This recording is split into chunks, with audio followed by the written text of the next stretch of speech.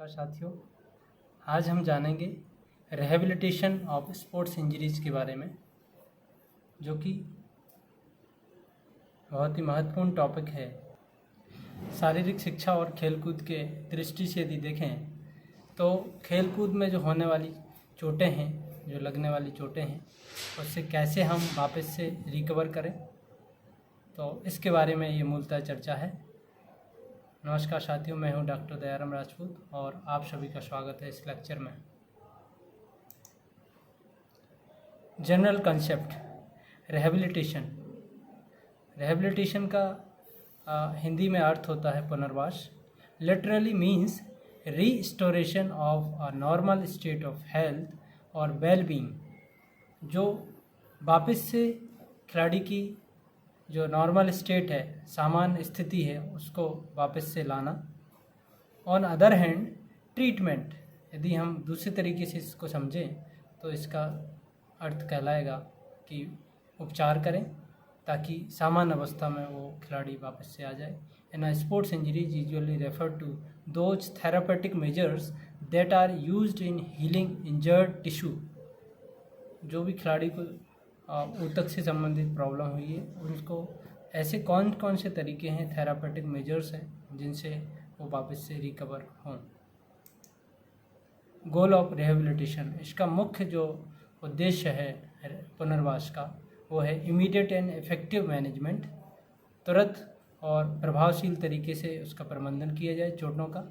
The progressive sports medical care for subsequent management, the planned sequential state of rehabilitation till the recovery is complete।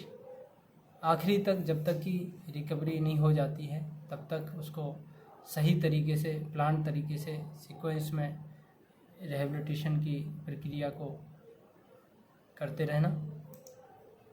Total rehabilitation includes, पुनर्वास में क्या क्या मुख्यतः समावेश है।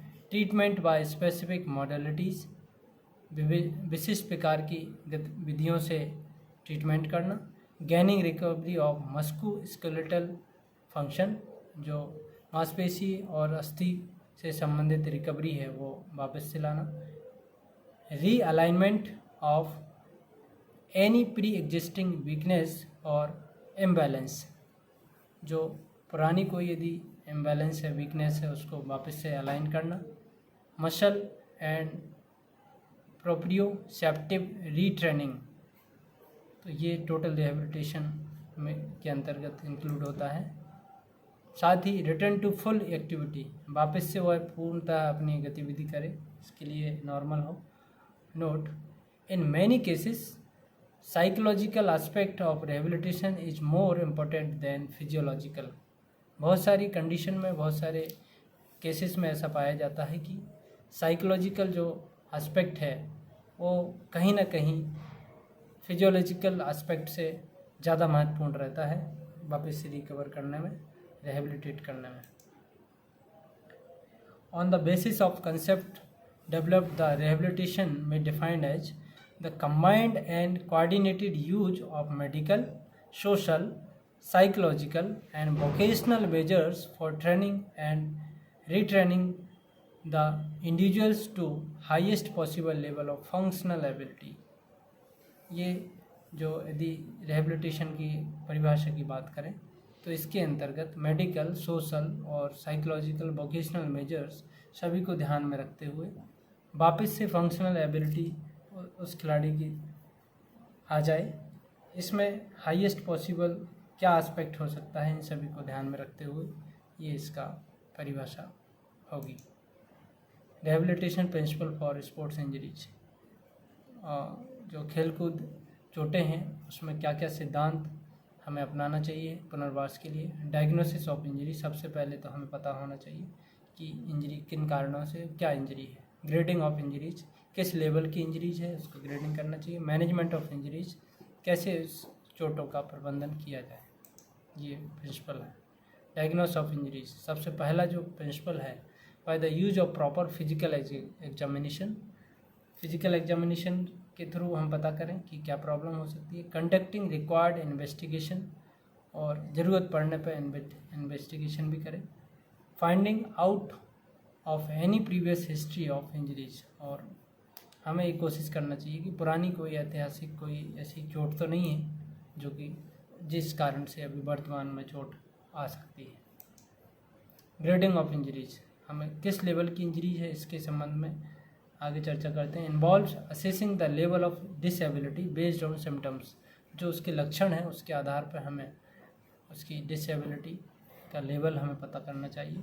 His her previous state of fitness और ability to return a normal activity, उसकी जो पुरानी जो फिटनेस एबिलिटी थी उसका भी हमें ध्यान में रखते हुए हमें पता करना चाहिए कि किस लेवल का उसको चोट आया है। His her role in sports, उसका स्पोर्ट्स में क्या रोल है इसको भी ध्यान में रखना चाहिए। His her mental toughness. Management of sports, कैसे इसका प्रबंधन किया जाए। Immediate management, progressive active early mobilisation, passive physical treatment, drug therapy, psychological treatment, biomechanical technique and devices and specialist opinion. इस तरीके से चोटों को मैनेज किया जा सकता है और जो पुनर्वास की गतिविधि है उसको किया जा सकता है। Immediate management, principle of rice, यदि तुरंत उपचार करना है तो राइस टेक्निक से हमें ध्यान में रखना चाहिए, जिसमें आर से यहाँ रेफर है रेस्ट, आई से मतलब है आइस, और सी से मतलब है कंप्रेशन, एंड ई से मतलब है elevation. Progressive early and active mobilization, strengthening exercise, flexibility exercise, endurance exercise, proprioceptive retraining and functional training. Thank you so much. ये पुनर्वास से संबंधित लेक्चर था, होपफुली आपको पसंद आया होगा। यदि कोई आपकी इसमें सजेशन है तो आप कमेंट करें। बहुत बहुत धन्यवाद।